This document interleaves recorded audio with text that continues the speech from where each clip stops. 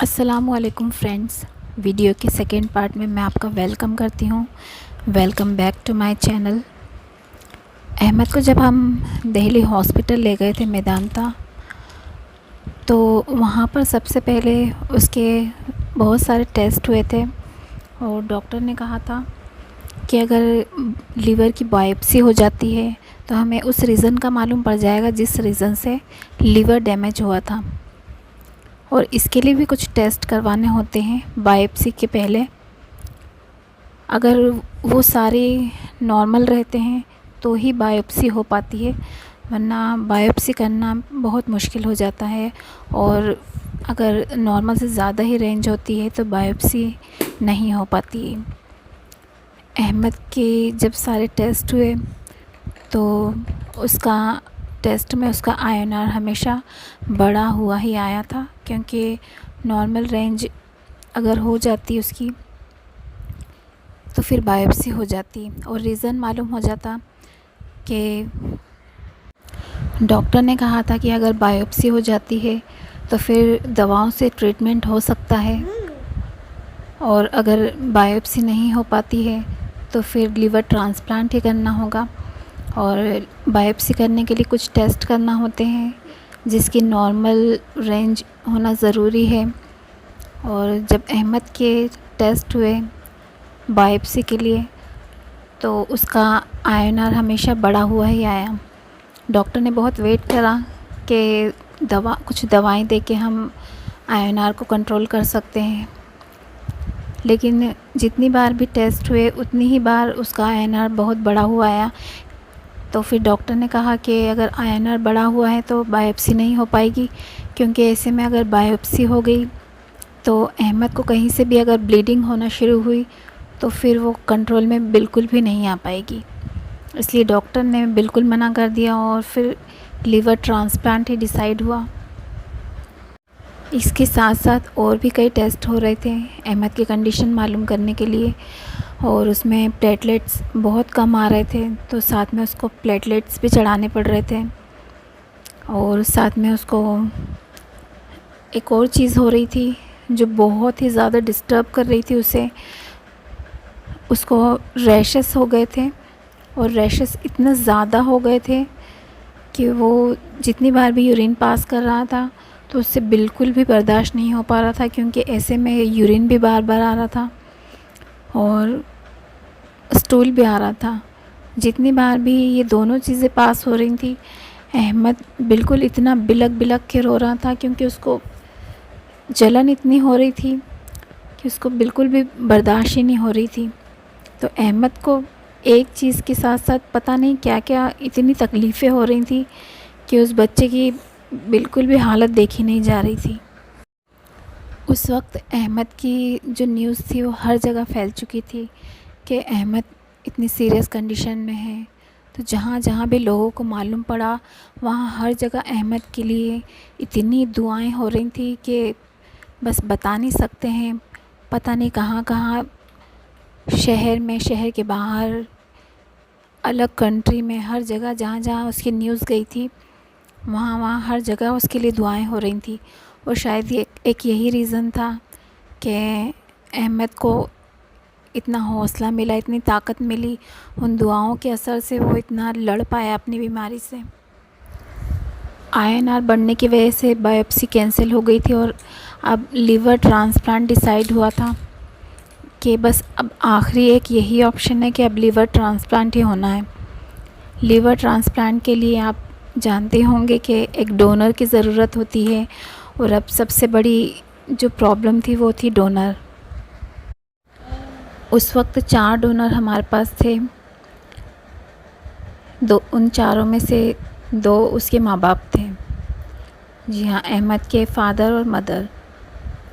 चारों के सैंपल लिए गए, न जाने कितने टेस्ट हुए, हर चीज़ की बारीकी से जांच हुई, और जब रिज़ल्ट आए तो उसमें से 3 डोनर फेल हो चुके थे, और जो अब एक डोनर सिलेक्ट हुआ था वो थी उसकी मदर। जी हाँ, कहकशा पंजेतन अहमद की मदर है। और मैंने आपको बताया था कि डिलीवरी के टाइम पे उसे एक्लेम्शिया का अटैक आया था, और उसके लिए बहुत बुरी कंडीशन हो गई थी। डॉक्टर भी उस कहकशा डिलीवरी के टाइम पे बहुत सीरियस कंडीशन में आ चुकी थी। अल्लाह ने उसकी जान बचाई। मेरे परवरदिगार का लाख लाख शुक्र है कि उसने मेरी बेटी की ज़िंदगी बख्शी थी। अब डर ये था कि कहकशा को ही सिलेक्ट किया है डॉक्टर ने, और डॉक्टर का भी पता ही नहीं है कि उसके साथ ये सब हुआ था। लेकिन हमने सब डॉक्टर से उसकी जो भी प्रॉब्लम थी वो डिस्कस की, और डॉक्टर ने फिर लीवर डोनेट करने के लिए डोनर को बहुत सारे टेस्ट करवाने होते हैं। सर से लेकर पैर तक की जांचें होती हैं, उसमें सीटी स्कैन और पता नहीं क्या क्या टेस्ट होते हैं, और हर उस टेस्ट को बारीकी से देखा जाता है, तब जाकर डोनर सिलेक्ट होता है। डोनर की पूरी हिस्ट्री बचपन से लेकर अभी तक, उसके साथ कितनी सर्जरी हुई या उसको कभी कोई ऐसी कोई प्रॉब्लम हुई हो, कैसी भी प्रॉब्लम हो जो सर्जरी से जुड़ी हुई हो, या फिर उसको किसी तरह की कोई और प्रॉब्लम हो, तो हर एक चीज़ की बारीकी से पूछताछ हुई। उसकी हिस्ट्री में हर उस चीज़ की पूछताछ हुई जो अभी तक उसने फेस की थी।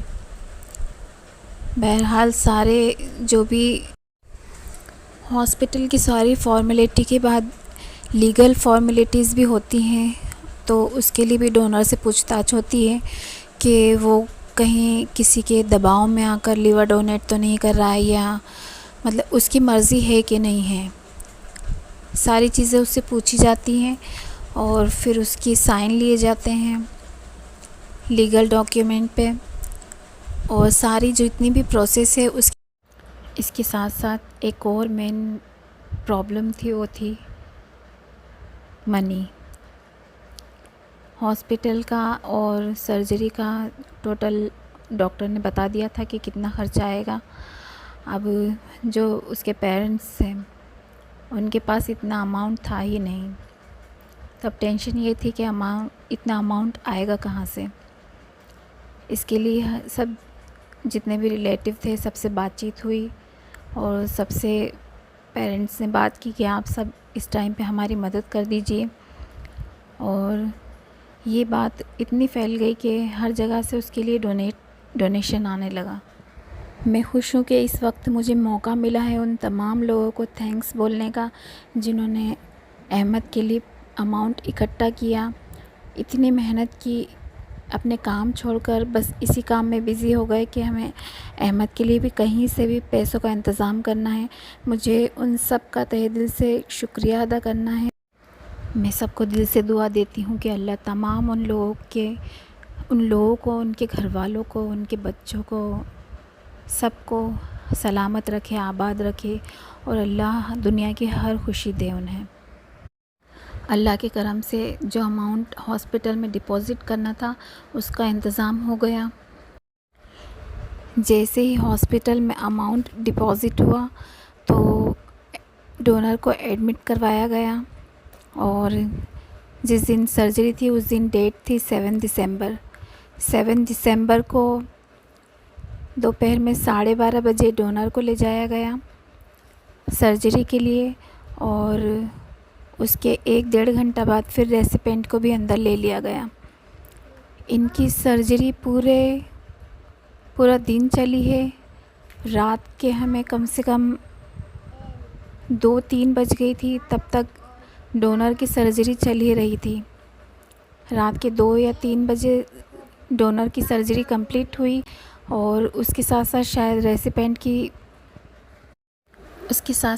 रेसिपेंट की सर्जरी भी स्टार्ट हो गई थी, क्योंकि डोनर का लीवर निकालने के बाद ही रेसिपेंट की सर्जरी शुरू होती है, और बच्चा था वो काफ़ी छोटा था, तो शायद उसके हिसाब से उन्होंने सर्जरी स्टार्ट की हो। रात के 3-4 बजे तक हमें डोनर और रेसिपेंट की कुछ भी इंफॉर्मेशन नहीं मिल पा रही थी, क्योंकि वो हॉस्पिटल बहुत स्ट्रिक्ट है।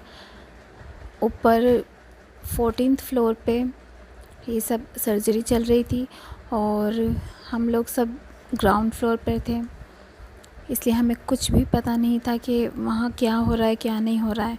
सब टेंशन में थे, सब दुआएं कर रहे थे कि ये सर्जरी पूरी तरह से सक्सेसफुल हो। सब बस इसी दुआ में लगे थे। और फिर खबर आई कि सर्जरी पूरी कंप्लीट हो गई।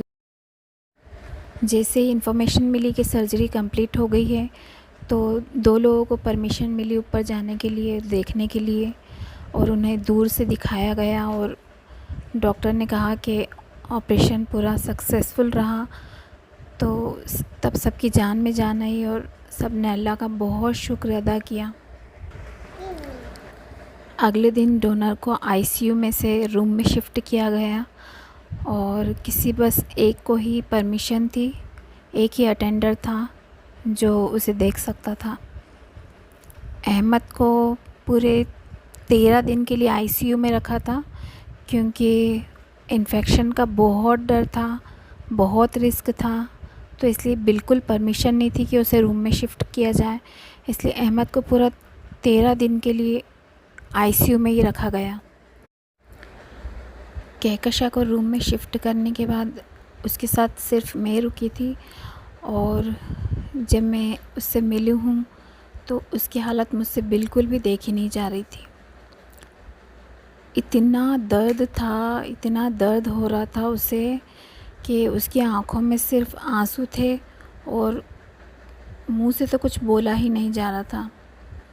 ये सारा दर्द, ये सारी तकलीफ़ उसने सिर्फ अपने बच्चे के लिए उठाई थी। अब वो सिर्फ अपने बच्चे के लिए ही सह रही थी।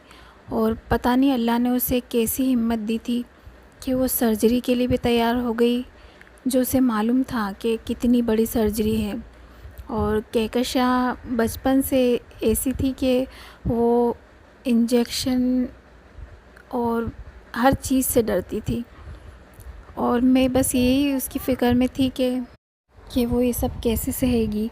पर अल्लाह ने उसको इतनी हिम्मत दी थी कि उसकी हिम्मत देखकर मुझ में भी इतनी हिम्मत आ गई थी, इतना कॉन्फिडेंस आ गया था कि बस अब सब कुछ ठीक होगा।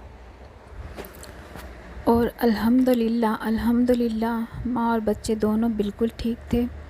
बस डॉक्टर ने कहा था कि अब उनकी रिकवरी कैसी होती है ये सब आप लोगों पर, हॉस्पिटल से ले जाने के बाद आप लोगों पर डिपेंड करता है, क्योंकि उन्हें इन्फेक्शन का बहुत ज़्यादा डर था।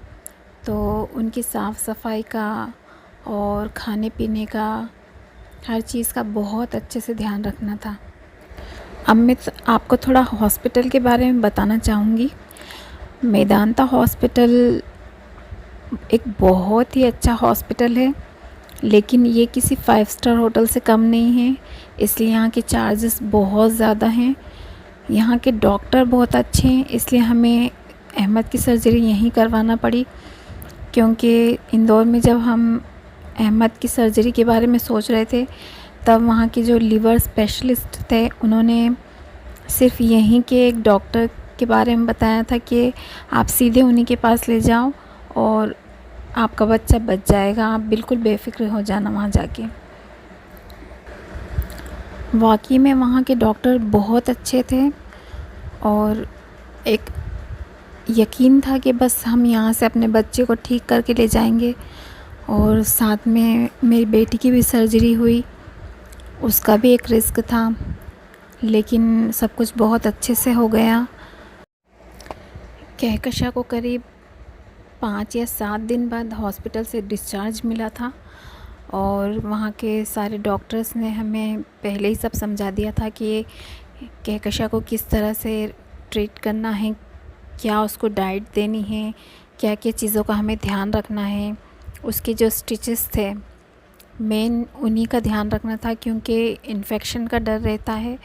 और उसकी क्लीनिंग वगैरह ये सब एक नर्स रख के और हमने पूरी करवाई है। स्टिचेस में से थोड़ा डिस्चार्ज होता रहता है और हर पेशेंट का अलग अलग रहता है कि किसी को कम होता है, किसी को थोड़ा ज़्यादा होता है। तो कहकशा को भी ज़्यादा ही हो रहा था। सर्जरी के बाद डोनर का डाइट का एक मेन रोल रहता है, क्योंकि पेशेंट का आधा लिवर कट चुका होता है और उसे बनने में कम से कम 3 महीने लगते हैं। तो इसके लिए पेशेंट को, डोनर को डाइट अच्छी देना बहुत ज़रूरी है, और उसमें ख़ासकर जो प्रोटीन होता है, प्रोटीन अच्छा होना चाहिए। बट कंडीशन ये थी कि कहकशा से कुछ भी खाया नहीं जा रहा था, और हमने बहुत कोशिश की कि वो किसी तरह से खा ले, लेकिन उसका दिल ही नहीं चाहता था कि वो कुछ खाए। जैसे तैसे बस थोड़ा थोड़ा थोड़ा थोड़ा करके खिलाया, अदरवाइज़ वो कुछ खाती ही नहीं थी। डॉक्टर ने कहा था कि अगर ये कुछ नहीं खाएगी तो कैसे प्रोटीन मिलेगा, कैसे इसकी रिकवरी होगी, तो आप कैसे भी करके इसे खिलाइए। उधर अहमद को भी रूम में शिफ्ट कर दिया गया था, और उसके पास भी सिर्फ एक ही अटेंडेंट अलाउड था। तो मैं तो ये सोच रही हूँ कि आईसीयू में अहमद किस तरह से रहा होगा, क्योंकि घर का एक भी इंसान उसके सामने नहीं था। सिर्फ नर्सेस थी, डॉक्टर्स थे, और बस उन्हीं के बीच में वो इतने दिन रहा। तो अहमद ने किस तरह से वो दिन निकाले होंगे, और उसके साथ साथ फिर उसकी जो सर्जरी हुई थी उसका दर्द कैसे उसने महसूस करा होगा, कैसे वो रहा होगा, कैसे सहा होगा। तो मैं बस यही सोचती हूँ कि वो दिन अहमद के किस तरह से निकले होंगे। फिर उसे रूम में शिफ्ट करने के बाद उसके पास एक अटेंडर अलाउड था। तो ऐसे करते करते फिर उसका भी 20-21 दिन में डिस्चार्ज हो गया था। और हम लोगों ने होटल ली थी वहाँ पे, क्योंकि वहाँ पे ये बिल्कुल आउट ऑफ सिटी है हॉस्पिटल। तो वहाँ आसपास किसी के भी घर नहीं थे, रिश्तेदार तो दूर दूर तक नहीं थे, और इसलिए वहाँ पर जितने भी पेशेंट होते हैं तो वहाँ आसपास होटल्स बुक कर लेते हैं। तो हमने भी फिर वहाँ पर शुरू से ही 2 रूम ले रखे थे, क्योंकि एक में अहमद को रखना था और एक में कहकशा को रखना था। तो अहमद को इसलिए अलग रखना था क्योंकि वो छोटा बच्चा था, इन्फेक्शन का रेसिपेंट को बहुत ज़्यादा रिस्क रहता है, और इसलिए उसको बिल्कुल अलग रखना था। अब डिस्चार्ज के बाद डोनर और रेसिपेंट दोनों के ही हर 5 दिन में, 3 दिन में, 5 दिन में टेस्ट होते थे, और उसमें पूरा लिवर देखा जाता था कि किस कंडीशन में है, वर्क कर रहा है कि नहीं कर रहा है, डोनर का भी और रेसिपेंट का भी।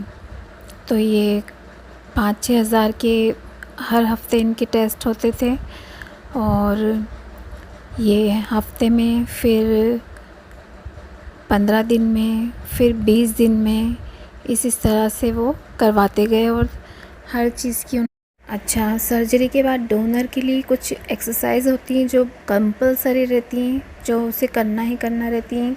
एक तो रेस्पिरेटरी एक्सरसाइज रहती है, और दूसरा वॉकिंग। ये 2 एक्सरसाइज मेन रहती हैं जो डोनर को रिकवरी में बहुत हेल्प करती हैं, और उसे करना ही करना है।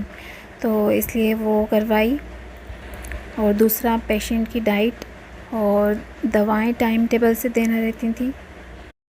हम लोग वहाँ पर करीब 2-2.5 महीना रुके थे, क्योंकि डॉक्टर्स ने कहा था कि आप बिल्कुल भी अभी यहाँ से जा नहीं सकते हो, क्योंकि हर 5 दिन में, 6 दिन में, 1 हफ्ते में आपको दोनों को दिखाने के लिए लाना है, और तब तक आप यहाँ पर आपको रुकना ही पड़ेगा। हॉस्पिटल का पूरा टोटल बिल 25-30 लाख रुपए हो गया था, और जो बाहर का जो ख़र्चा था, जैसे कि होटल्स के जो रूम बुक करे थे, तो पर डे वहाँ के 700-800 रुपये ये लगते ही लगते थे रोज़ के। तो हम करीब 2 या 2.5 महीना वहाँ रहे, और उसके साथ साथ फिर खाने पीने का ख़र्चा, दवाओं का, जो बाहर की जो दवाएं थी बाद में, जो डिस्चार्ज के बाद में जो ली थी, उनका ख़र्चा, ऐसे करते करते बहुत ज़्यादा पैसे लग चुके थे वहाँ पर अल्हम्दुलिल्लाह सब कुछ ठीक रहा, सब अच्छे से हो गया। और अगर लोगों ने मदद ना की होती उस वक्त तो पता नहीं क्या होता। इसलिए मैं सबका एक बार फिर से शुक्रिया अदा करती हूँ कि जिसने भी अहमद के लिए मदद की है, वो उसकी सारी नेक ख्वाहिशें पूरी हों और हमेशा वो आबाद रहे। और उसके बाद से फिर अहमद को इंदौर में हम वापस लेके आ गए थे और फिर घर में भी उसे इसी तरह से रखना पड़ा था जिस तरह से उसे हॉस्पिटल में और अलग बिल्कुल एक रूम में रख रखा था, उसी तरह से उसे हमेशा रखना पड़ता है। और अब अहमद की सर्जरी को करीब करीब 1 साल होने ही वाला है, तो लेकिन पर अभी भी कंडीशन ये है कि वो बच्चा ऐसा हो गया है कि उसको ज़रा में इन्फेक्शन हो जाता है। ज़रा सी भी कुछ कहीं गंदगी में या कहीं भी वो आता जाता है, उसको डॉक्टर ने बिल्कुल भी अलाउड नहीं करा है कि वो बाहर किसी भी फंक्शन में जाए या बाहर ज़्यादा निकले। किसी भी रिलेटिव के वहाँ जाने की परमिशन नहीं है, क्योंकि उसको इन्फेक्शन बहुत जल्दी हो जाता है। और इन्फेक्शन भी ऐसा होता है कि उसको लूज़ मोशन होने लगते हैं और उसके साथ साथ ब्लड आने लगता है। और ब्लड तो इतना एक बार आने लग गया था कि सब लोग डर गए थे कि ये इतना ब्लड कैसे आ रहा है। तो इसके लिए हर बार उसके बहुत सारे टेस्ट होते हैं, बहुत अलग अलग तरह की जांचें होती हैं।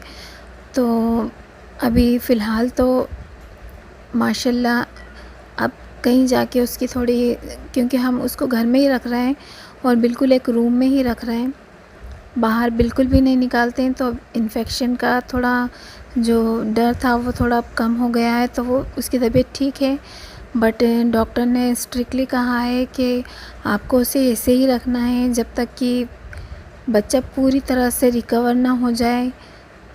करीब सर्जरी को 1.5 साल या 2 साल नहीं हो जाए तब तक आपको उसको ऐसे ही रखना है। हर महीने उसके टेस्ट भी होते हैं और 3-4 तरह के ये टेस्ट होते हैं, तो वो कंपलसरी है करवाना।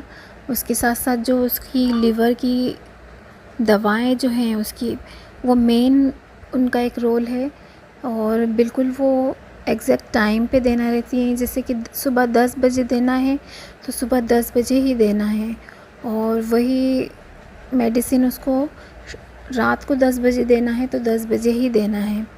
ऐसी 2 या 3 मेडिसिन ऐसी हैं जो उसकी कंटिन्यू हैं अभी भी, और डॉक्टर कह रहे हैं कि उसकी लाइफ टाइम कंटिन्यू रहेंगी। और ओवरऑल सब अल्लाह का शुक्र है कि अब ठीक है। और जो मेरी बेटी है कहकशा, तो उसके टेस्ट भी सर्जरी के बाद कम से कम 2 महीने तक हुए, और अल्लाह का शुक्र है कि वो रिकवर अच्छी हुई। आप लोगों से रिक्वेस्ट है कि आप सब लोग प्लीज़ अहमद को दुआओं में याद रखिएगा, क्योंकि वो बच्चा थोड़े दिन में बीमार होता रहता है, थोड़े दिन में उसे इन्फेक्शन हो जाता है। तो आप प्लीज़ उसे दुआओं में याद रखिएगा और बहुत उसके लिए दुआ कीजिएगा। माशाल्लाह कहकशा बिल्कुल ठीक है और वो बस दिन भर अहमद में ही लगी रहती है। सर्जरी के 1.5 महीने बाद से ही उसने अहमद को संभालना शुरू कर दिया था, और वो मेरी बच्ची हर चीज़ का अहमद का ध्यान रखती है। बस उसका दिल और दिमाग उसी में लगा रहता है कि बस ये कैसे भी पूरी तरह से शिफायाब हो जाए, पूरी तरह से ठीक हो जाए और बिल्कुल जैसे नॉर्मल बच्चे होते हैं एक नॉर्मल ज़िंदगी जीने लगे। क्योंकि वो उसे लेकर बस एक रूम में ही रहती है, क्योंकि इन्फेक्शन की वजह से कहीं इन्फेक्शन का डर अभी भी है। तो आप लोग प्लीज़ अहमद को दुआओं में याद रखना कि वो पूरी तरह से शिफा पाए, पूरी तरह से अच्छा हो जाए और एक नॉर्मल ज़िंदगी जिए। आप लोगों से प्लीज़ रिक्वेस्ट है मेरी कि इस वीडियो को ज़्यादा से ज़्यादा शेयर करें, क्योंकि इसमें बहुत सारी इन्फॉर्मेशन है जो किसी के काम आ सकती हैं, और एक भी इन्फॉर्मेशन किसी के काम आएगी तो ये बहुत बड़ी बात होगी। इसलिए प्लीज़ ज़्यादा से ज़्यादा शेयर करें और इस वीडियो को लाइक करें, मेरा चैनल सब्सक्राइब करें और मुझे सपोर्ट करें। थैंक्स।